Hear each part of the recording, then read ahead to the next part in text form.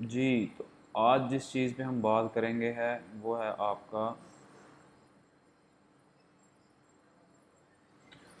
Foundations of group behaviour. हमने organisational behaviour की जब कोर्स आउटलाइन डिस्कस की थी तो उसमें आपको याद होगा कि हमने बात की थी कि हम पर्सनैलिटी को डिस्कस करेंगे, पर्सनैलिटी के बाद हम ग्रुप्स को डिस्कस करेंगे और फिर उस ग्रुप्स की बेस पे फिर हम लीडरशिप की तरफ जाएंगे। तो आज हम अपने उस सेकंड फेज़ में हैं जहाँ पे हम फाउंडेशन ऑफ ग्रुप बिहेवियर्स की बात करेंगे। अब ये ग्रुप्स आपने ऑलरेडी पहले ऑर्गेनाइजेशनल बिहेवियर की बुक में पढ़ लिया हुए हैं, लेकिन फॉर द सेक ऑफ जो है वो रेपिटेशन और आपके मोर कॉन्सेप्ट्स क्लैरिफिकेशन हम लोग आज इसको दोबारा डिस्कस कर रहे हैं और फॉलो हम इसको जो है वो आपकी उसी बुक से ही कर रहे हैं। तो मेरे पास ये पीपीटीज़ हैं, तो वीडियो भी आपके साथ शेयर हो जाएगी और ये पीपीटी स्लाइड्स भी जो मैं आपके सीआरस को या सॉरी आपका जो ग्रुप है उसमें मैं शेयर कर दूंगा तो सबको मिल जाएंगी।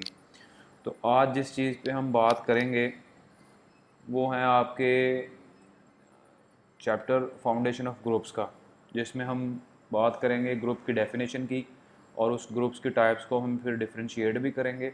Identifying the 5 stages of group development, show how role requirements change in different situations, demonstrate how norms and status exert influence on an individual's behavior, show how group size affects group performance, contrast the benefits and disadvantages of cohesive groups, contrast the strengths and weaknesses of group decision making, compare the effectiveness of interacting, brainstorming, nominal and electronic meeting groups, evaluate evidence from cultural differences in group status and social loafing, and the effects of diversity in groups।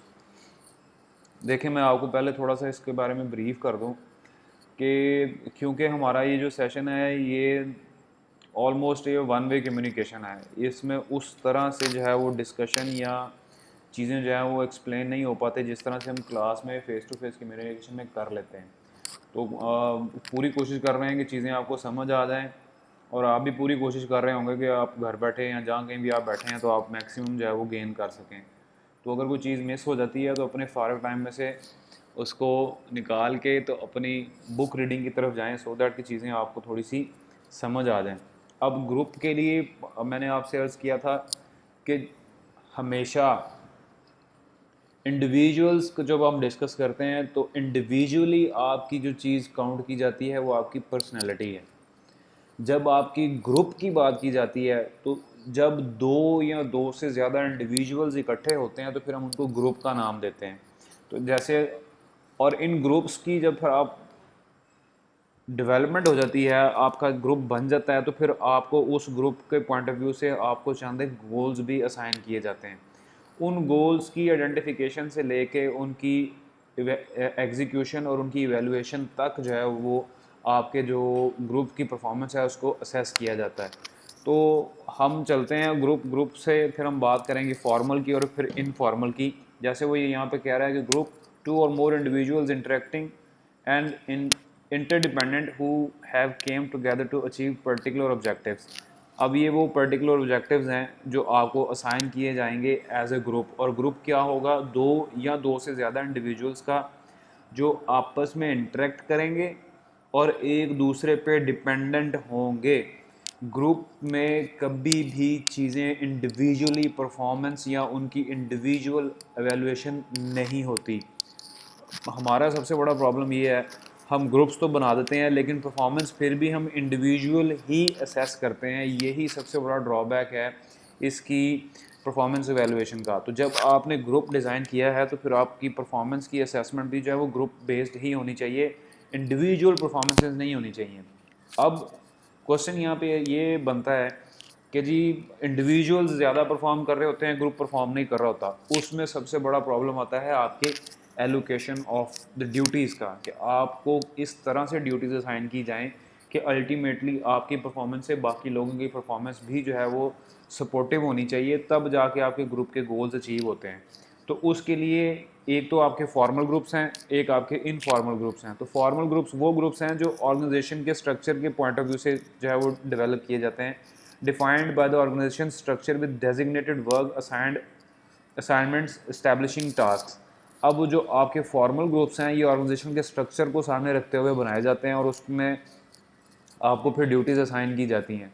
ये वही duties हैं जिसको हमने जब वो आपकी organisational hierarchy को discuss किया था, तो हमने ये पढ़ा था कि आपके कॉर्पोरेट गोल्स आएंगे, फिर आपके बिजनेस गोल्स आएंगे, फिर आपके डिपार्टमेंटल गोल्स आएंगे, फिर डिपार्टमेंटल से आपके ग्रुप गोल्स आएंगे, ग्रुप गोल से फिर आपके इंडिविजुअल गोल्स भी आते हैं।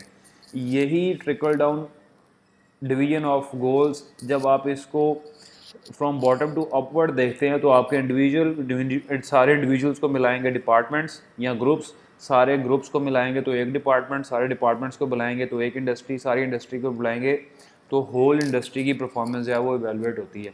ये है बेसिकली आपके फॉर्मल ग्रुप्स।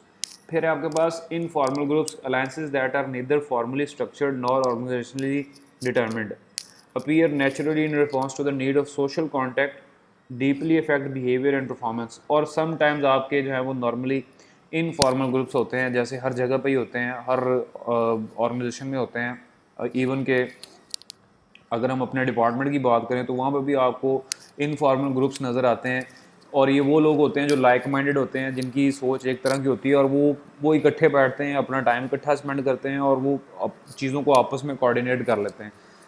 और एक तरफ से एक और उसी इनफॉर्मल ग्रुप के अगेंस्ट आपकी ऑर्गेनाइजेशन में मैं अगर डिपार्टमेंट की बात करूं तो फॉर्मल ग्रुप्स भी हैं। जैसे मैं ये कहता हूं कि वो जब अभी पिछले दिनों में जब एन बैग का सिलसिला चल रहा था, तो उसमें एक उन्होंने 7-8 लोगों की टीम बनाई थी जिसमें मैं भी शामिल था, तो वो नोटिफाइड थी। जब चीज़ें नोटिफाइड हो के आप किसी एक टीम में काम कर रहे हैं, ग्रुप में काम कर रहे हैं, तो वो बेसिकली आपका फॉर्मल ग्रुप है। और out of that particular formal settings, जब आप इनफॉर्मली चीज़ों को इकट्ठा होकर करते हैं तो वो आपकी फिर इनफॉर्मल ग्रुप्स बन जाते हैं। अब ये चंद एक एग्जांपल्स आपके पास यहाँ पे उसने दी हुई हैं, इनको आप देख लीजिएगा, क्योंकि ये चीज़ें जो हैं वो, ये स्लाइड्स जो हैं वो हमने यहाँ से उठाई हुई हैं पियर्सन एजुकेशन से। तो अगर आप इनको लिंक करते जाएंगे, पढ़ते जाएंगे, तो आपको बुक के साथ चीज़ें जो है वो ज़्यादा समझ आती जाएंगी। तो हम फ़िलहाल इन चीज़ों को यहाँ से स्किप कर रहे हैं, हम बेसिक टॉपिक्स पे और बेसिक जो आपका कंटेंट है उस पर ही फोकस कर रहे हैं। तो फॉर्मल ग्रुप्स में कमांड ग्रुप होता है, टास्क ग्रुप होता है। कमांड ग्रुप क्या है? A group composed of the individuals who report directly to a given manager. एक स्पेसिफिक बंदा होगा, उसको सारा ग्रुप जो है वो रिपोर्ट कर रहा होगा, वो आपका कमांड ग्रुप है। टास्क ग्रुप वो है those working together to complete a job or task in an organisation but not limited to hierarchical boundaries. Task group ये है कि आपने कहने को आपने एक ग्रुप बनाया है, वो फॉर्मल ग्रुप है, लेकिन उसमें आप किसी को रिपोर्टिंग नहीं है, आप इंडिपेंडेंटली आप अपना काम कर सकते हैं। ये आपके फॉर्मल ग्रुप का टास्क ग्रुप होगा। अब आपके इनफॉर्मल ग्रुप में आपका इंटरेस्ट ग्रुप है, members work together to attain a specific objective with which each is concerned. ये आपका इंटरेस्ट ग्रुप है। और फिर आपका फ्रेंडशिप ग्रुप है, those brought together because they share one or more common characteristics. ये वो ग्रुप है जिसकी मैंने अभी आपको एग्जांपल दी है, कि जिसकी जो आपके बेसिकली सारे लाइक माइंडेड इंडिविजुअल्स होते हैं वो इकट्ठे हो जाते हैं, और उस बेसिकली लाइक माइंडेड होना ही बेसिकली इस चीज़ की ऑथेंटिकेशन है कि आप में और उनमें चंद एक कॉमन करैक्टरिस्टिक्स होती हैं जो आप एक दूसरे के साथ जो है वो ज़्यादा कंफर्टेबल फील करता है। फिर है why people join groups. Social identity, basically social identity theory क्या है कि proposes that people have emotions, और उन इमोशंस के पॉइंट ऑफ व्यू से थोड़ा सा स्लाइड्स को असल में, हाँ, social identity theory proposes that the people have emotional reactions to the failure or success of their group because their self-esteem gets tied into the group's performance। Basically आप अगर किसी ग्रुप को ज्वाइन करते हैं तो उसकी जो अल्टीमेट पर्पस होता है वो आपकी सोशल आइडेंटिटी भी होती है, कि आप उस पर्टिकुलर ग्रुप के साथ अटैच्ड हैं। और वो सोशल आइडेंटिटी बेसिकली आपकी इमोशनल अफेक्शन होती है, जो आप किसी एक ग्रुप की सक्सेस या फेलियर के साथ अटैच कर लेते हैं।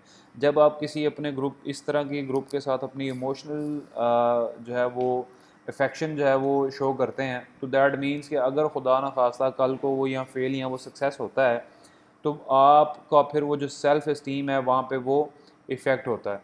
तो वो जो सोशल आइडेंटिटीज़ हैं, that helps you to understand who we are and where we fit in the other people, but they can have a negative side as well. और फिर इन ग्रुप फेवरेटिज्म है, ये हर जगह पे देखने को मिलता है। Means we see members of in group as better than other people and people in not in our group as all the same.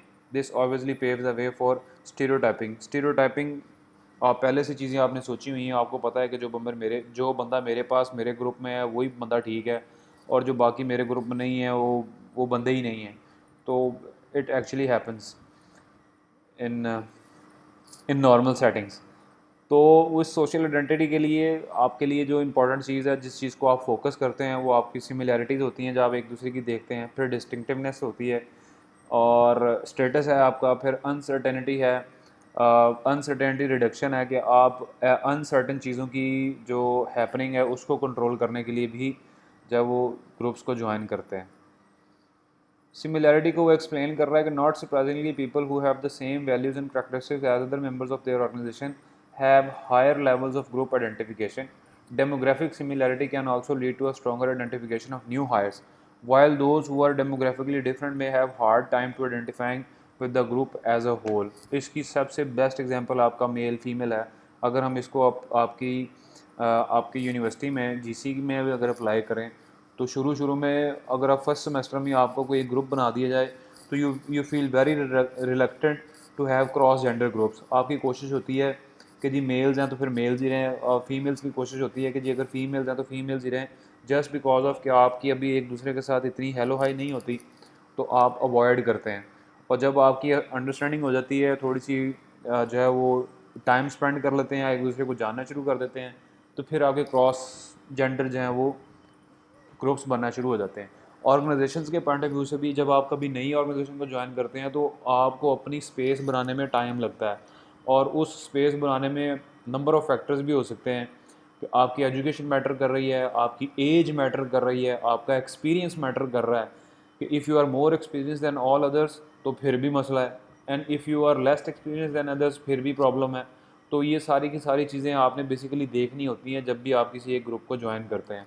तो फिर आपके पास है यहाँ पे distinctiveness, people who are more likely to notice identities that show how they are different from the other groups. और distinctiveness जो आपको बाकी लोगों से अलग करता है, डिस्टिंग्विश का ही बेसिकली डिस्टिंक्ट से है ये, कि ऐसे लोग का आप उन लोगों को नोटिस करते हैं, वो आइडेंटिटीज देखते हैं जो बाकी लोगों से या बाकी ग्रुप से डिफरेंट होती हैं। Status, because people use identities to define themselves and increase self-esteem, it makes sense that they are most interested in linking themselves to high-status groups. Graduates of prestigious universities will go out of their way to emphasize their links to their alma maters and are also more likely to make donations.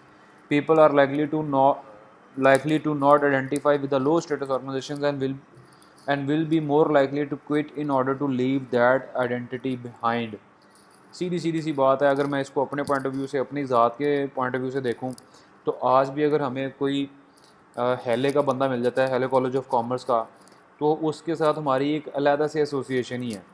जैसे अगर आपको मुझे नहीं मालूम, क्योंकि मैं GC का graduate नहीं हूँ, मैंने जीसी से पढ़ा नहीं है, तो अगर आपको ऑफिस में अगर कोई स्टूडेंट या कोई ऐसा बंदा मिलता है जो आपको आके भाई ये बताता है कि मैं भी जीसी से क्वालिफाइड हूँ, तो इसमें दो ऑप्शन हो सकते हैं। या तो आप उसको ख़ुद से बताएंगे कि प्लीज़ हाँ जी बैठे, मैं भी जीसी से ग्रेजुएट हूँ, और अगर आपको जीसी से प्रॉब्लम है तो फिर आप पूरी कोशिश करेंगे कि आप उसको ये बताएं ना कि सॉरी भाईजान ये जीसी है कहाँ पे, मुझे तो पता ही नहीं है, आप उसको बताएंगे ही नहीं। तो ये बेसिकली आपके स्टेटस से चीज़ें रिलेट कर रही होती हैं कि समटाइम्स जो है वो आपकी पूरी कोशिश होती है कि जो आपका स्टेटस है वो प्रेस्टिजियस होना चाहिए, वो लोगों को पता होना चाहिए, और आप शोर मचा के जो है वो बताते हैं। और समटाइम्स आपको ये लग रहा होता है कि अगर यार आपने कोई गलत फैसला कर लिया और गलत एसोसिएशन या गलत स्टेटस जो है वो आपका आ गया है, तो फिर आपकी पूरी कोशिश होती है कि यार जितनी जल्दी इस चीज़ से जान छुड़ाई जा सके उससे छुड़ा लें। और अगर कल को कोई उसके बारे में पूछे भी, तो आप स्ट्रेट अवे इनकार कर देंगे, सॉरी ये आप जो बात कर रहे हैं तो मुझे तो मालूम ही नहीं है, या जिस जगह की आप बात कर रहे हैं तो मैंने तो कभी गया ही नहीं हूँ, मैं देखी नहीं है। तो इट एक्चुअली हैपन्स। और फिर इस तरह से आपके अनसर्टेनिटी रिडक्शन है कि membership in a group also help some people understand who they are and how they find the world. तो ये बेसिकली जो है वो आपकी एडजस्टमेंट जो ग्रुप में होती है उस चीज़ को जो है वो हेल्प आउट करते हैं। अब फिर यहाँ पे एक 5 स्टेज जो है वो ग्रुप डेवलपमेंट मॉडल डिस्कस किया गया है। ये किसी भी ग्रुप की डेवलपमेंट में सबसे इम्पोर्टेंट फेज़ जो है ये 5 फेज़ होते हैं, जिसको हम यहाँ पे वो बता रहा है। सबसे पहले आप फॉर्म करेंगे, फिर आप स्टॉर्म करेंगे, फिर आप नॉर्म करेंगे, फिर आप परफॉर्म करेंगे। जब आप परफॉर्म कर लेंगे तो फिर आप एडजर्न कर लेंगे। ये सबसे ज़्यादा इम्पॉर्टेंट है। ग्रुप क्रिएट करने का कोई इशू नहीं होता, आपने सिंपल एक नोटिफिकेशन करना है, एक लेटर निकालना है और आपका ग्रुप बन जाता है। लेकिन उस ग्रुप को बाद में आपने एडजर्न भी करना है। ये आपकी सबसे ज़्यादा जो है वो इम्पोर्टेंट फीचर होता है किसी भी एक ग्रुप डेवलपमेंट का। तो ये जो 5 स्टेज मॉडल है ये बेसिकली इसको हम डिस्कस कर रहे हैं, जिसमें नंबर 1 आपके पास है फॉर्मिंग, जिसमें मेंबर्स फील मच अनसर्टेनिटी। क्यों अनसर्टेन फील करते हैं? क्योंकि उनको मालूम है कि 8 बंदों का ग्रुप बना दिया और आप उन 8 बंदों में से एक हैं और बाकी 7 को आप नहीं जानते। तो यू फील अनसर्टेन कि ये पता नहीं क्या होगा आगे जाके। फिर स्टॉर्मिंग है, lots of conflicts between members of the group. Members accept the existence of the group but resist the constraint it imposes on individuality. There is conflict over who will control the group. When this stage is complete, there will be a relatively clear hierarchy of leadership within the group. ये बिल्कुल ऐसे ही है जैसे कि मैं अगर आपको ये कहूँ, आप क्लास में आते हो, मैं आपको आ कहता हूँ जी कि आपके जो भी रिस्पेक्टिव ग्रुप्स हैं वो आज से ख़त्म है, आपके ग्रुप मैं बनाऊँगा। तो एक अनसर्टेनिटी आप ये आपके जहन में आ रही होगी कि यार ये पता नहीं मैं किस ग्रुप में फॉलो करूँगा और मेरे ग्रुप में बाकी और कौन लोग होंगे, जो बाकी लोग होंगे उसमें से लीडर कौन होगा, क्या उसमें से मैं लीडर हो सकता हूँ? अगर फ़लाँ बंदा हुआ तो मेरा तो उसके साथ ये प्रॉब्लम है, अगर फ़लाँ बंदा हुआ तो उसका मेरे साथ ये प्रॉब्लम है। तो ये सारी की सारी चीज़ें बेसिकली आप जो है वो अपने अपने एंड पे इंडिविजुअली हर कोई सोच रहा होता है और इस चीज़ को हम स्टॉर्मिंग का नाम देते हैं। लेकिन ये चीज़ तब कंप्लीट हो जाती है, तब ख़त्म हो जाती है जब आप ये डिसाइड कर लेते हैं, जब आपका जो फॉर्मल ग्रुप में ये डिसाइड हो जाता है कि फ़लाँ बंदा जो है वो लीड कर रहा होगा। तो that means there is some hierarchy exist, और उस हायरार्की जब आप फॉलो कर रहे होंगे तो दैट मीन्स कि यू हैव अ लीडर और आप उसको रिपोर्टिंग है और बात ख़त्म हो जाती है। फिर आपकी आती है norming stage. Members have developed close relationships and cohesiveness. The norming stage is complete when the group structure solidifies and group has simulated a common set of expectations of what defines correct member behaviour. और फिर norming basically ये norms से है, rules and regulation से है कि आप decide कर लेते हैं कि किसने क्या करना है, किसने क्या करना है, and you feel started comfortable कि हाँ यार अब चीज़ें ठीक हो गई हैं और अब मैं जो है वो बड़ा अच्छा काम जो है वो आसानी से कर सकता हूँ। और फिर आपके पास लास्ट स्टेज आती है परफॉर्मिंग स्टेज, कि जब आपको जो है वो आपका ग्रुप बन गया, आपको ऑब्जेक्टिव्स मिल गए and you start performing. Performance से है ये सीधा सीधा। और फिर एडजर्निंग स्टेज है, वो एडजर्न स्टेज तब आएगी जब आपके temporary groups characterised by concern with wrapping up activities rather than performance.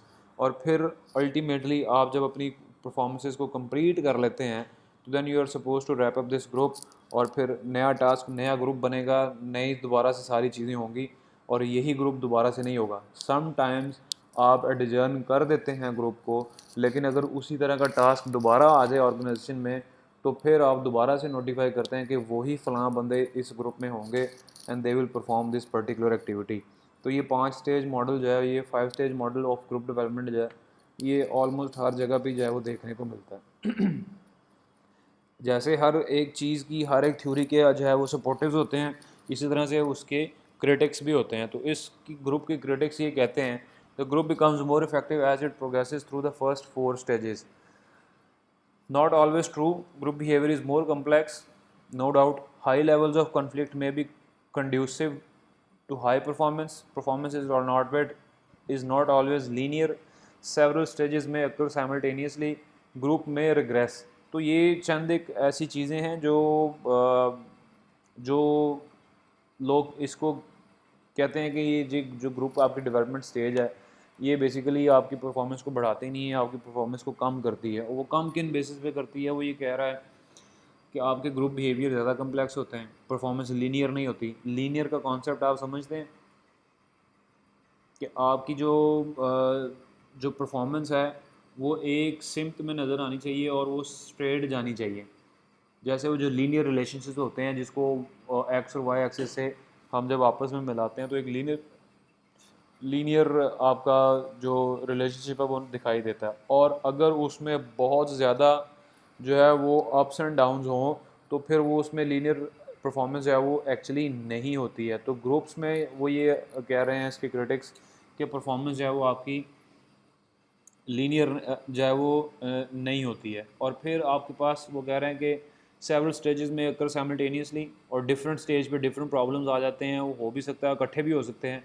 तो ग्रुप में रिग्रेस और उसमें रिग्रेशन का इशू भी हो सकता है कि जो प्रॉब्लम्स आपको आगे जाके देखने को मिलते हैं। इग्नोर्स ऑर्गेनाइजेशनल कॉन्टेक्स्ट, आप जो है वो ऑर्गेनाइजेशनल कॉन्टेक्स्ट को इग्नोर कर देते हैं। जैसे वो पिक्चर आपके पास यहाँ पे दी गई है कि कहने को तो आपको एक ग्रुप बनाया था, बट वो विद इन अ ग्रुप एक टग ऑफ वार जो है वो चल रही है कि हर कोई अपनी सिमत में चीज़ों को खींच रहा है and you are actually reaching and achieving nothing. तो ये भी प्रॉब्लम्स हैं वो आपको देखने को मिल सकते हैं। फिर alternative model for group formation है, वो ये चंद एक डिफरेंट मॉडल्स हैं जो भी यहाँ पे वो डिस्कस कर रहा है। जो पंक्चुएटेड इक्विलिब्रियम मॉडल है, the temporary groups under deadline go through transitions between inertia and activity at the half point, they experience and increase in productivity. Sequence of section इसमें होते हैं। सेटिंग ग्रुप डायरेक्शन है, सबसे important है। First phase of inertia, half way point transition है, major changes हैं। फिर आपका सेकंड फेज ऑफ इनर्शिया है और एक्सेलरेटेड एक्टिविटी है। ये देखें वो इस चीज़ को यहाँ पे एक्सप्लेन कर रहा है कि फ़ेज़ 1 में आपकी फ़र्स्ट मीटिंग हुई और आप वापस वहाँ पे चले जाते हैं। फिर आपकी ट्रांजिशन आती है, तो आपकी परफॉर्मेंस बढ़ जाती है and you go from low to high. फिर आप वहाँ पे उस चीज़ को एनालिसिस करते हैं, मेजर चेंजेस करते हैं, फिर आप आगे चले जाते हैं। जब आप आगे चले जाते हैं and you start again performing, जब आप परफॉर्म कर लेते हैं एंड देन अगेन आप जब चीज़ों को अचीव कर लेते हैं तो देयर कम्स अ टाइम कि आपकी चीज़ें कंप्लीशन पे पहुंच जाती हैं। जब आपकी चीज़ें कंप्लीट हो जाती हैं तो डेफिनेटली आपके ग्रुप्स जो हैं वो डिज़ोल्व हो जाते हैं। तो वो इस चीज़ को एक्सप्लेन कर रहा है इन a diagram, in a graph, कि जिसमें आपकी परफॉर्मेंस लो टू हाई को दिखा रहे हैं और टाइम को भी दिखा रहे हैं कि आपने टाइम ए टू बी पे जो है वो जब आप ट्रैवल कर रहे हैं तो जब आहिस्ता आहिस्ता आप बी के पास पहुंचते जाएंगे तो आपकी परफॉर्मेंस भी जो है वो डेफिनेटली बढ़ती जाएगी। और अगर आपकी परफॉर्मेंस नेगेटिव में जा रही है तो दैट मीन्स कि फिर आपके ग्रुप की परफॉर्मेंस जो है वो अचीव नहीं हो सकती। और नॉर्मली परफॉर्मेंसेस नेगेटिव में नहीं होती। ये अगर हम न्यूमेरिक्स में चले जाएं, सेल्स में चले जाएं, तो वहाँ पे शायद आपको ये चीज़ें नज़र आ जाएं कि ये चीज़ें लॉस में जाना शुरू हो गई हैं, आपकी रिकवरीज उस तरह से नहीं हो रही हैं। अदरवाइज़ परफॉर्मेंस जो है वो परफॉर्मेंस के ग्राफ जो है वो नेगेटिव में कम ही जाते हैं। फिर ग्रुप प्रॉपर्टीज़ में, ग्रुप परफॉर्मेंस में सबसे इंपॉर्टेंट आपके रोल्स हैं, नॉर्म्स हैं, स्टेटस है, साइज़ है, कोहेसिवनेस है। वो उनको जो है वो यहाँ वन बाय वन एक्सप्लेन कर रहा है कि वो रोल्स क्या हैं। A set of expected behaviour patterns attributed to someone occupying a given position in a social unit. Specific आपको जो है वो रोल मिल जाता है जो जो you are actually suppose to do. उस आइडेंटिटी के लिए क्या ज़रूरी है, certain attitudes and behaviours consistent with the role, वो बहुत ज़्यादा ज़रूरी आपको पता होना चाहिए। फिर परसेप्शन क्या है, role perception and individuals view of how he or she is supposed to act in a given situation received by external stimuli. ये एक परसेप्शन ये भी हो सकती है, होती भी है, कि अगर आपको कोई काम कहा जाता है तो आप उसको खुद से परसीव कर लेते हैं कि हाँ मैंने ये काम इस तरह से जो है वो परफॉर्म करना है। और जब आप उस चीज़ को उस तरह से सोच लेते हैं तो then comes the expectations, how others believe a person should act in a given situation. Group situation में बाकी मेंबर्स ये सोचते हैं कि अगर आपको एक सिचुएशन दी गई है तो आप उस पर्टिकुलर सिचुएशन में किस तरह से बिहेव करेंगे। साइकोलॉजिकल कॉन्ट्रैक्ट क्या है, an unwritten agreement that sets out mutual expectations of management employees. और एक साइकोलॉजिकल कॉन्ट्रैक्ट जो है वो होता है कि एक अनरिटन एग्रीमेंट है आपका, आप एज एन एम्प्लॉई और ऑर्गेनाइजेशन का या मैनेजमेंट का आपस में जो उनकी जो म्यूचुअल एक्सपेक्टेशंस होती हैं। जैसे मैं ये कहता हूँ कि नुकसान नहीं करना किसी चीज़ का, ये आपको ऑर्गेनाइजेशन आपसे साइन नहीं लेती किसी चीज़ पे, किसी आप हमारी ऑर्गेनाइजेशन का किसी किस्म का कोई नुकसान नहीं करेंगे, पत्ते नहीं तोड़ेंगे, ये नहीं करेंगे, वो नहीं करेंगे। तो वो जो एक अनरिटन एग्रीमेंट होता है, जो म्यूचुअल अंडरस्टैंडिंग या म्यूचुअल एक्सपेक्टेशंस होती हैं, वो बेसिकली आपका साइकोलॉजिकल कॉन्ट्रैक्ट कहलाता है। और फिर रोल कॉन्फ्लिक्ट ऑफ इंटरेस्ट, जो आजकल तो अब सारी दुनिया में ही इम्पॉर्टेंट जो है वो इशू बना हुआ है, पाकिस्तान में भी बना हुआ है। A situation in which an individual is confronted by divergent role expectations, कि आपको कहने को कुछ दिया गया था और आप कर कुछ रहे हैं, तो इसका मतलब ये है कि there is a role conflict, और कॉन्फ्लिक्ट ऑफ इंटरेस्ट आपको जैसे अभी पाकिस्तान में जो शुगर माफिया का चल रहा है कि जब आप पॉलिटिक्स में हो तो आप बिज़नेस नहीं कर सकते। और जैसे मैंने कल परसों हमने डिस्कस भी किया था कि कहने को तो हम ये कहते हैं जी कि कॉन्फ्लिक्ट ऑफ इंटरेस्ट है, लेकिन देखने में ये आया है कि जो बिज़नेसमैन है वो पॉलिटिशियन है, या जो पॉलिटिशियन है वो बिज़नेसमैन है। तो ये कॉन्फ्लिक्ट ऑफ इंटरेस्ट बुक्स में ही रह गया। ये एक एग्जांपल यहाँ पे दी गई है, तो there is no need to discuss this one. और फिर यहाँ पे सेकंड वो नॉर्म्स की बात कर रहा है, acceptable standards of behaviour within a group that are shared by group members. ये रूल्स एंड रेगुलेशंस की बात है। Classes of norms, performance norms हैं, अपीयरेंस नॉर्म्स हैं, सोशल एग्रीमेंट नॉर्म्स हैं, एलोकेशन ऑफ रिसोर्सेज नॉर्म्स हैं। ये 4 किस्म के हैं। Performance level of acceptable work, आपकी किस आपको जो है वो परफॉर्मेंस रेगुलेशंस दे दी जाती हैं कि ये this is what you are suppose to do. Appearance norm, what to wear, जैसे हम यूनिफॉर्म या यूनिफॉर्मिटी की बात करते हैं, जैसे भी डिपार्टमेंट में हर 6 महीने बाद जो है वो रूल आ जाता है जी कि जीन्स नहीं पहननी, तो that is actually what appearance norms. तो फीमेल्स के लिए तो पता नहीं क्या क्या जो है वो आता रहता है। Special arrangement norms, friendship and the like. Social agreements हैं, आप किसको नहीं मिलना, किसको मिलना है, 8 बंदे इकट्ठे नहीं खड़े हो सकते।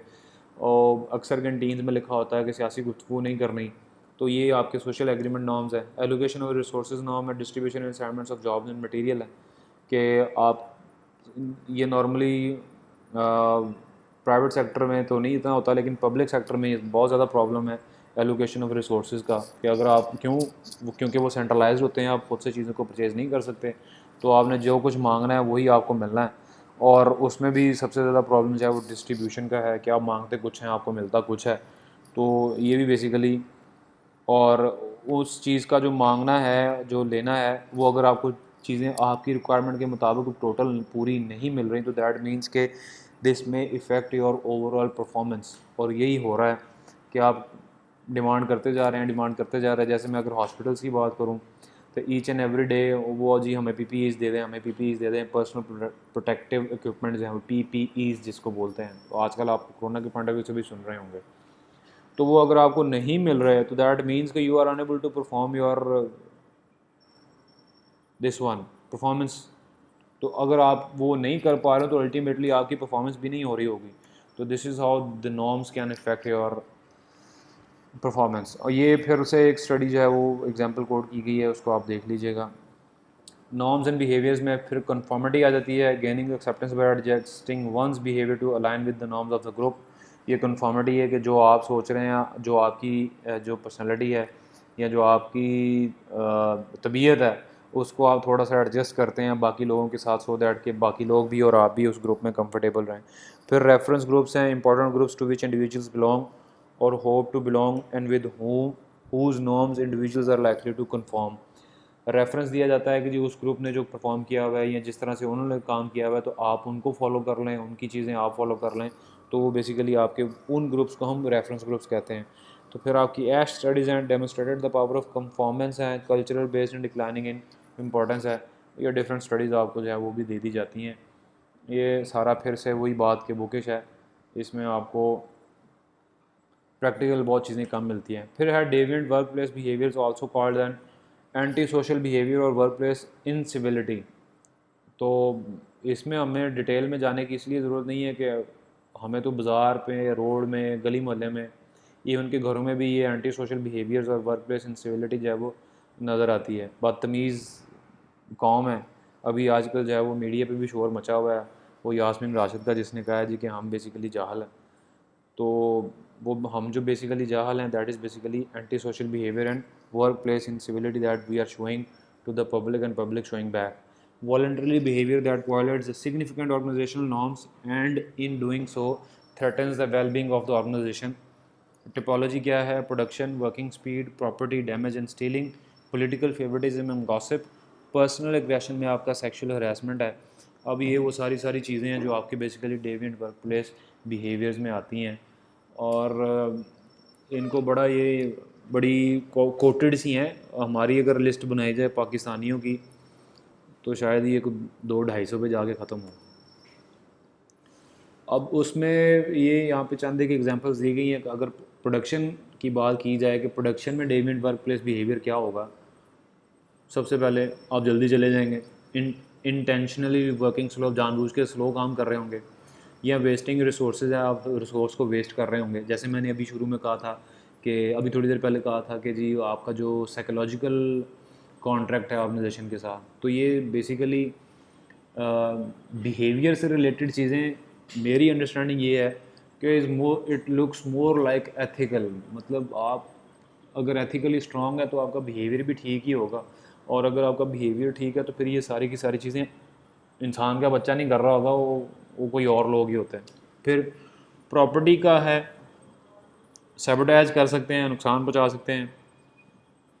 लाइंग अबाउट आवर्स वर्कड है, स्टीलिंग फ्रॉम द ऑर्गेनाइजेशन है। अगर हम पॉलिटिकली बात करें तो शोइंग फेवरेटिज्म है, वो हर कोई कर रहा है। गॉसिपिंग एंड स्प्रेडिंग है, ये तो हमें अल्लाह मौका दे। और रूमर्स हैं, ये आपका सोशल मीडिया छाया हुआ है। ब्लेमिंग को वर्कर्स हैं, खुद परफॉर्म नहीं करना और दूसरों पे जो उंगली उठाना, ये भी है। वो मुझे यहाँ पे अब वो भी याद आ गया, ब्लेमिंग को वर्कर्स का भी। एक वो नमाजी था ना, तो वो डेली सुबह उठ के फजर की नमाज के वक्त ना 3-3:30 बजे उठना, उसने देखना बाकी सारे घर के सोए में, तो वो खुद दुआ मांग रहा था। और दुआ में ऊँची ऊँची उसने कहना कि या अल्लाह ये देखो, ये सारे सो रहे हैं और मैं पढ़ता हूँ नमाज, ये सारे सो रहे हैं और मैं पढ़ता हूँ। तो वो किसी ने सुन लिया और वो उठा कि भाई हेलो, अपनी नमाज़ पढ़ो, हमारी शिकायतें ना लगाओ। तो वो बेसिकली को वर्कर्स का जो ब्लेमिंग है, ये भी हमारा नेशनल इंटरेस्ट ही है सबका ही कि जी हमने दूसरों की शिकायत जब लाजमी लगानी है। पर्सनल एग्रेशन है, सेक्सुअल हरासमेंट है, वर्बल अब्यूज़ है, स्टीलिंग फ्रॉम को वर्कर्स है। हो ये इस पर इतनी बात करने की ज़रूरत नहीं है, ये आपको नज़र आ ही रहा होगा कि हम करते क्या हैं। Group influence of deviant behaviours. अब ग्रुप किस तरह से जो है वो इसको इफेक्ट करता है। Group norms can influence the presence of deviant behaviour. Group की अगर आपने एक ग्रुप में सेटिंग बनाई हुई है तो फिर वो ये चीज़ आपको कंट्रोल करेगी कि आप इस तरह की बदतमीज़ी ना करें। Simply belonging to a group increase the likelihood of deviance, बिल्कुल सही। Being in a group allows individuals to hide, create a false sense of confidence that they won't be caught. और ग्रुप्स में चीज़ें छुप भी जाती हैं, आपकी वो इंडिविजुअल परफॉर्मेंसेज जो हैं वो आपकी छुप जाती हैं, क्योंकि ओवरऑल परफॉर्मेंस की जो है वो बात हो रही होती है। Like norms in general, individual employees' antisocial actions are shaped by group context within which they work. Evidence demonstrates deviant workplace behavior is likely to flourish where it's supported by group norms. Workers who socialize either at or outside work with people who are frequently absent from work are more likely to be absent themselves. What this means for managers is that when deviant workplace norms surface, employee cooperations, commitment, and motivations are likely to suffer. Definite बात है, अगर ये चीज़ें जो है वो नज़र आना शुरू हो गई हैं तो अल्टीमेटली इंडिविजुअल की परफॉर्मेंसेस पे इफेक्ट आएगा, इंडिविजुअल की परफॉर्मेंस पे इफेक्ट आएगा तो ऑर्गेनाइजेशन की परफॉर्मेंस पे इफेक्ट आएगा। Performance affected, commitment affected, motivation affected, आपके ओवरऑल गोल्स की परफॉर्मेंस इफेक्टेड। तो ये जो आपके ग्रुप नॉर्म्स के पॉइंट ऑफ व्यू से जो आपके डेविएंट बिहेवियर्स हैं, so they can hurt you too much. When we say they can, तो दैट मीन्स ऑर्गेनाइजेशंस के गोल्स है वो हर्ट हो सकते हैं।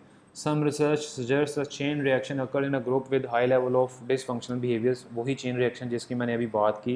The process of begins with negative behaviors like shrinking, undermining co-workers, or being generally uncooperative. As a result of these behaviors, the team collectively starts to have negative moods.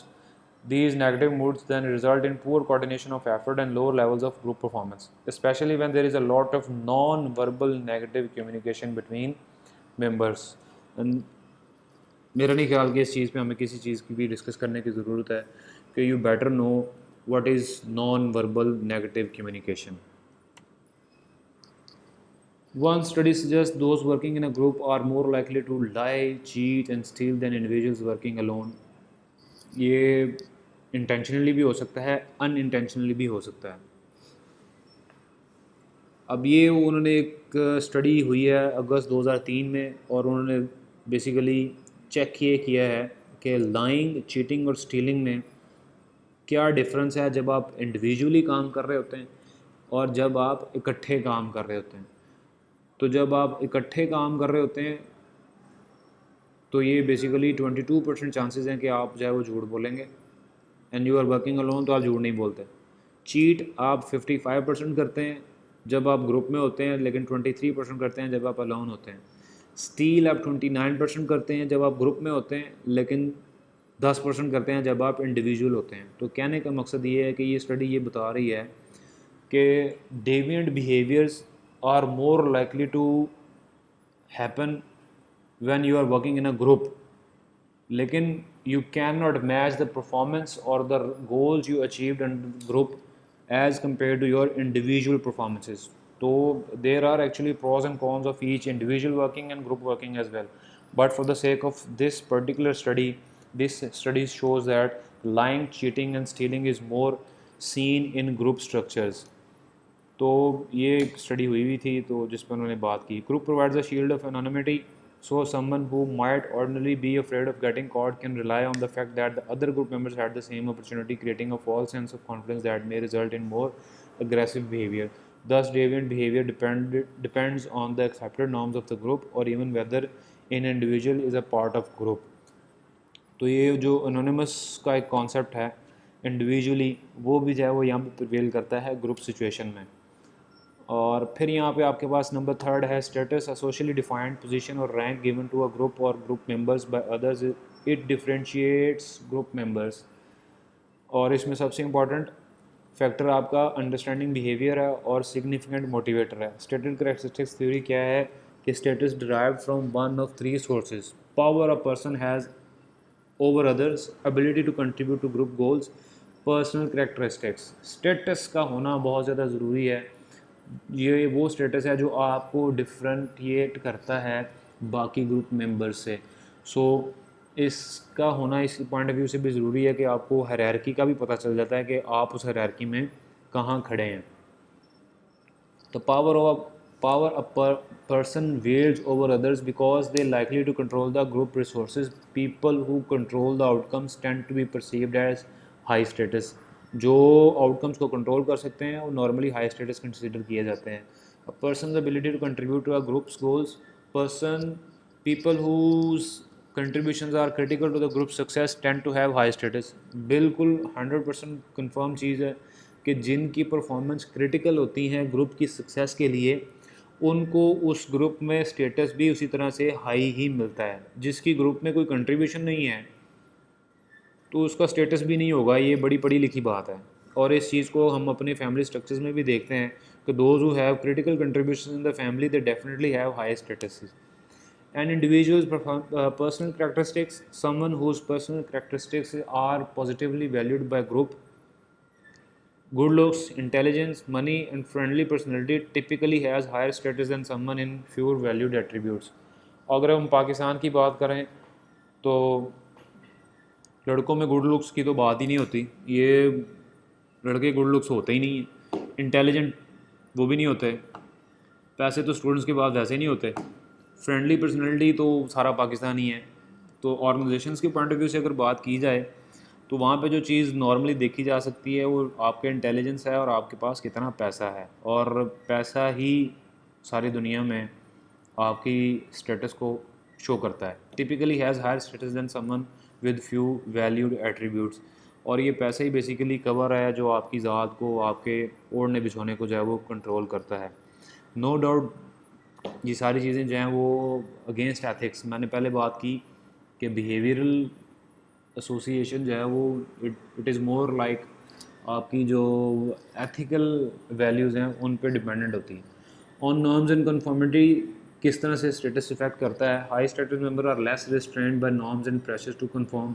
बिल्कुल सही बात. जैसे मैंने अभी कहा कि जो हाई स्टेटस हैं वो ख़ुद को जो है वो इन सारे कानून और कवानीन से अबव समझते हैं. Some levels of deviance is allowed to high status members so long it doesn't affect the group goal achievement. और जो हाई स्टेटसेस होते हैं वो नॉर्मली उनको थोड़ी सी छूट होती है कि जी आप ये अगर कर भी लेंगे या आप नहीं भी करेंगे तो कोई मसला नहीं है. और फिर ऑन ग्रुप इंटरेक्शन इसका क्या इफेक्ट है. High status members are more assertive. Assertive means वो अपनी बात मनवाना जानते हैं. They speak out more often, वो ज़्यादा बात करते हैं. Criticise more, state more commands and interrupt others more often. Large status differences limit diversity of ideas and creativity. और ऑन इक्विटी इसका क्या इफेक्ट है. If status is perceived to be inequitable, it will result in various forms of corrective behaviours. और equity पे अगर ये है कि अगर वो इनइक्विट हैं तो डेफिनेटली आपके जो कलेक्टिव बिहेवियर्स हैं वो ज़्यादा शो होंगे। ग्रुप साइज़ किस तरह से इफ़ेक्ट करता है? 12 और मोर members is a large group, 7 और few members is a small group. ये ग्रुप की डेफिनेशन इस पॉइंट ऑफ व्यू से, इस बुक की पॉइंट ऑफ व्यू से हम इसको कंसीडर कर सकते हैं, लेकिन हर ऑथर ने इस ग्रुप को जो है वो, इस ग्रुप की जो डिग्री है उसको अपने पॉइंट ऑफ व्यू से एक्सप्लेन किया हुआ है। ये लोग जो क्लेम कर रहे हैं वो ये कह रहे हैं कि अगर आपके 12 या 12 से ज़्यादा बंदे होंगे तो वो लार्ज ग्रुप होगा, 7 या 7 से कम बंदे होंगे तो वो स्मॉल ग्रुप होगा। स्मॉल ग्रुप के एट्रीब्यूट्स क्या हैं कि वो स्पीडी काम करते हैं, उसमें इंडिविजुअल परफॉर्मेंसेस होती हैं। लार्ज ग्रुप में प्रॉब्लम सॉल्विंग ज़्यादा होती है, डाइवर्स इनपुट ज़्यादा होती है, फैक्ट फाइंडिंग गोल ज़्यादा होते हैं। ओवरऑल परफॉर्मेंस की अगर बात की जाए तो स्मॉल ग्रुप्स की ज़्यादा होती है। Issues with group size: social loafing, the tendency of individuals to expend less effort when working collectively than working individually.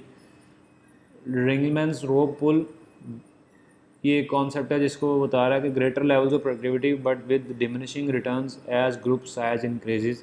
ये बेसिकली इकोनॉमिक्स का कॉन्सेप्ट है कि ज़्यादा जब आपकी प्रोडक्टिविटी जो है वो ज़्यादा हो जाती है विद डिमिनिशिंग रिजल्ट्स, तो आपका ग्रुप साइज जो है वो बढ़ना शुरू हो जाता है। ये वो लॉ ऑफ डिमिनिशिंग रिटर्न वाला ही है।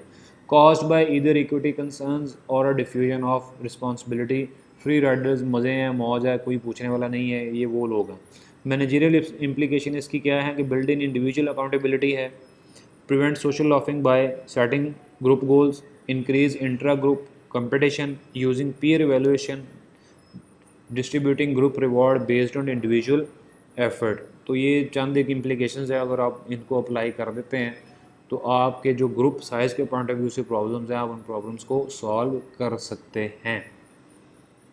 फिर आपके पास नंबर 5 आपका कोहेसिवनेस है, degree to which group members are attracted to each other and are motivated to stay in the group. Cohesiveness है बेसिकली इकट्ठा रहने को जो है वो कहते हैं कि आपका एक मेंबर दूसरे मेंबर के साथ कितना अटैच्ड है, और ये अटैचमेंट बेसिकली उनकी मोटिवेशन को शो भी करता है। अब इसकी मैनेजरियल इम्प्लीकेशंस क्या हैं, आप कोहेसिवनेस को किस तरह से बढ़ा सकते हैं? मेक द ग्रुप स्मॉलर, जितने कम लोग होंगे उतने प्रॉब्लम कम होंगे। Encourage agreement with group goals, तो एग्रीमेंट साथ बनाएं अपने ग्रुप गोल्स के साथ, उसको लिंक करें। Increase time members spend together, और कोशिश करें कि जो आपके ग्रुप मेंबर्स हैं वो आपस में टाइम ज़्यादा स्पेंड करें। Increase group status and admission difficulty, ये स्टेटसेस पे जो है वो उन पे फोकस करें। Stimulate competition with other groups, group inter group जो है वो आपका कंपटीशन होना चाहिए, इंट्रा ग्रुप नहीं होना चाहिए। इंट्रा ग्रुप जो है वो आपका विद इन ग्रुप है, और इंटर ग्रुप जो है वो विद अदर ग्रुप्स है। तो इंटर ग्रुप होना चाहिए, इंट्रा ग्रुप नहीं होना चाहिए। और फिर वो कह रहा है कि give rewards to the group not individuals, जब हमने ग्रुप बनाया है तो परफॉर्मेंस भी ग्रुप की चेक करनी चाहिए, अवार्ड भी ग्रुप को ही देना चाहिए। ऐसा नहीं हो सकता कि आप बनाएं ग्रुप और इनाम जो है वो आप एक बंदे को दे दें, तो फिर तो जिसका मतलब ये है कि सीधी सीधी बायस्ड डिसीजंस हैं आपके। और फिज़िकली आइसोलेट द ग्रुप, और उनको आप अलहदा से टाइम भी दें कि जनाब ये जाएँ जाके अलहदा सी मीटिंग करें ख़ुद से, उनको थोड़ा सा आइसोलेट भी करने दें। फिर यहाँ पे आपके पास वो बात कर रहे हैं कि group decision making versus individual choice. Group strengths हैं, generate more complete information and knowledge, offer increased diversity of views and greater creativity, increase acceptance of decisions, generally more accurate but not as accurate as the most accurate group member. Group weakness क्या है? Time consuming activity है, ये लोग time बहुत खाते हैं। Conformity pressure in the group है, वो एक दूसरे के साथ उनकी जो है वो कन्फॉर्मेंस नहीं होती। Discussions can be dominated by few members, group में डिस्कशन होती है 2 ही बंदे बोलते रहते हैं, बाकी 3 बोलते नहीं हैं अगर 5 बंदों का। एसोसिएशन ऑफ एम्बिगुअस रिस्पॉन्सिबिलिटी, आपको ऐसा काम दे दिया गया जो आपके लिए जो है वाज़ेह नहीं है, क्लियर नहीं है, और वो आपके लिए एम्बिगुअस है, तो तब भी जो है वो प्रॉब्लम्स ही हैं। अब वो ग्रुप मेकिंग फिनोमेना क्या है? Group think, situation where group pressures for conformity deter the group from critically appraising unusual minority और अनपॉपुलर व्यूज़, हिंडर्स परफॉर्मेंसेस। ये ग्रुप थिंक है। ग्रुप शिफ्ट ये है कि when discussing a given set of alternatives and arriving at a solution, group members tend to exaggerate the initial positions that they hold. This causes a shift to more conservative or more risky behaviors. तो ये group think और group shift की बात कर रहा है। Group think ये है कि जब आप जो है वो अनयूजुअल माइनॉरिटी और अनपॉपुलर व्यूज़ को जो है वो फोकस करना शुरू कर देते हैं। और ग्रुप शिफ्ट ये है कि जब आप ऑल्टरनेटिव्स पे चले जाते हैं और चीज़ों को जो है वो गलत इंटरप्रेट करना शुरू कर देते हैं, और तब भी जो है वो लोगों के बिहेवियर जो है वो उस ग्रुप से हटना शुरू कर देते हैं, क्योंकि सोच ये हो जाती है कि यार इस ग्रुप में बात करने का या काम करने का फ़ायदा ही नहीं है। तो this should be handled intelligently. और फिर ग्रुप मेकिंग टेक्निक्स हैं, चंद एक हैं उसमें देखें। सबसे पहले ब्रेनस्टॉर्मिंग है। ब्रेनस्टॉर्मिंग क्या है? An idea generating process designated to overcome pressure and conformity. ये ब्रेनस्टॉर्मिंग सेशन बेसिकली एचआर के पॉइंट ऑफ व्यू से हम लोग क्लास में भी किया करते थे, लेकिन अब तो क्लासेस का तो सिलसिला ही बड़ा अजीब सा हो गया, जिसमें आपको एक टॉपिक दिया जाता है और उसमें आपको ये कहा जाता है कि 6 बंदे बैठ के सोचें ये एक प्रॉब्लम है, इस प्रॉब्लम को हम कैसे हैंडल करेंगे। तो वो जो ब्रेनस्टॉर्मिंग सेशंस हैं वो बेसिकली आपकी ग्रुप डिसीजन मेकिंग को जो है वो अचीव करते हैं। फिर आपके नॉमिनल ग्रुप टेक्निक्स हैं। Works by restricting discussions during the decision making process.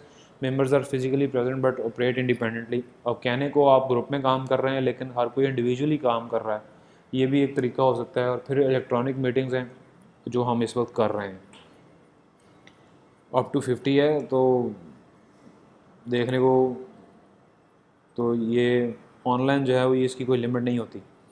फिर एवेल्यूटिंग ग्रुप इफेक्टिवनेस है। Types of groups there are, we are interacting, brainstorming, nominal और इलेक्ट्रॉनिक हैं। उसमें number and quality of ideas हैं। अब देखें electronic में number of and quality of ideas high होता है। क्यों? क्योंकि उसमें ज़्यादा लोग होते हैं, सोशल प्रेशर कम होता है, क्यों आप एक दूसरे को उस तरह से टाइम नहीं दे रहे होते। मनी कॉस्ट हाई होती है क्योंकि सबकी अवेलेबिलिटी होना बहुत ज़्यादा ज़रूरी है। स्पीड इसकी मॉडरेट है। टास्क ओरिएंटेशन हाई है। कमिटमेंट टू सोल्यूशन मॉडरेट है।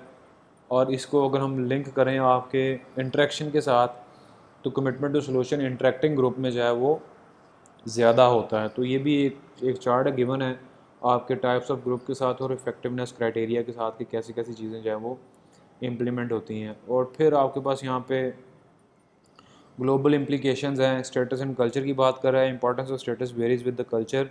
Managers must understand who and what hold status when interacting with people from an other culture. ये सबसे इम्पॉर्टेंट चीज़ उन लोगों के लिए जो आउट ऑफ कंट्री या किसी ऐसी जगह पर बैठे हैं जहाँ पे फॉरेनर्स हैं, तो कल्चर का अंडरस्टैंड करना बहुत ज़्यादा ज़रूरी है। फिर आपको सोशल लॉफिंग आती है। Most often in western individualistic culture. तो ये सोशल लॉफिंग जो है वो आपकी वेस्टर्न कल्चर में होती है, हमारे यहाँ पे तो इतना इसका प्रॉब्लम नहीं है। और फिर है आपके पास यहाँ पे ग्रुप डाइवर्सिटी के increase diversity leads to increased conflicts, के आपके जितने ज़्यादा आपकी ग्रुप्स होंगे उतनी ज़्यादा आपकी डाइवर्सिटी होगी और उतने ही जो है वो प्रॉब्लम्स भी होंगे। May cause early withdrawal and load moral. अगर आप ग्रुप में हैं और आपका प्रॉब्लम है और आप हो सकता है आप उसको ग्रुप को छोड़ दें या छोड़ेंगे नहीं, तो आपका मोरल जो है वो बहुत ज़्यादा डाउन जा चुका होगा। If the initial difficulties are overcome, diverse group में परफॉर्म बेटर। हाँ, और अगर उसको आप कंट्रोल कर लें, आप उसको टाइमली टैकल कर लें, तो यही डाइवर्सिटी आपकी परफॉर्मेंस को 4 चांद भी लगा सकती है। फिर है आपके पास यहाँ पे summary and managerial implications. Performance किस तरह से इफेक्ट करती है कि typically clear role perception, appropriate norms, low status differences and smaller more cohesive groups lead to higher performances. अगर ये 4-5 काम आप कर लेते हैं तो डेफिनेटली आपकी परफॉर्मेंस जो है वो हायर एंड की तरफ जाएगी। और सेटिस्फेक्शन इंक्रीज़ होती है। कैसे? High congruence between boss and employees perceptions about the job, not being forced to communicate with the low status employees, smaller group size. और अगर आपने सेटिस्फेक्शन पे काम करना है तो एम्प्लॉयज़ की और बॉस की परसेप्शन एक जैसी होनी चाहिए, कम्युनिकेशन जो है वो ठीक होनी चाहिए, स्टेटस का इशू नहीं होना चाहिए, और ग्रुप साइज़ जो है वो छोटा होना चाहिए। And this is what we have from today's class. अब यहाँ तक अगर किसी का कोई क्वेश्चन है तो वो क्वेश्चन कर ले, ताकि फिर हम आगे चल सकें। कौन कह रहा है सर रिकॉर्डिंग भी कर लें? कर रहे हैं मैडम, रिकॉर्डिंग भी कर रहे हैं।